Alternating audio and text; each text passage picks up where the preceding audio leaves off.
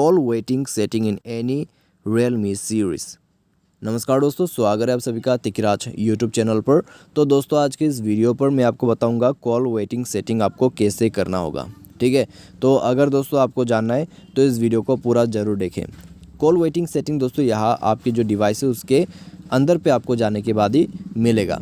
ठीक है, तो आप वीडियो को एक बार देख लीजिए, उसके बाद आपको पता चल जाएगा कि कॉल वेटिंग आपको कैसे सेट करना है। वीडियो शुरू करने से पहले अगर आपने चैनल को सब्सक्राइब नहीं किया है तो सब्सक्राइब करके बेल आइकन को क्लिक करें। यदि आप ऑनलाइन पैसा कमाना चाहते हैं तो वीडियो डिस्क्रिप्शन पर आपको लिंक मिल जाएगा। तो चलिए आज के इस वीडियो को शुरू करते हैं।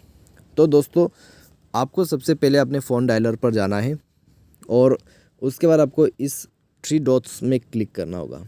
उसके बाद जाइए सेटिंग पर जाने के बाद आपको मिलेगा कॉलिंग अकाउंट पर जाने के बाद आपको मिलेगा कैरियर कॉल सेटिंग पर जाने के बाद एडिशनल सेटिंग पर जाने के बाद एक सिम आपको सेलेक्ट करना है और उसके बाद जाके आपको मिलेगा कॉल वेटिंग का सेटिंग।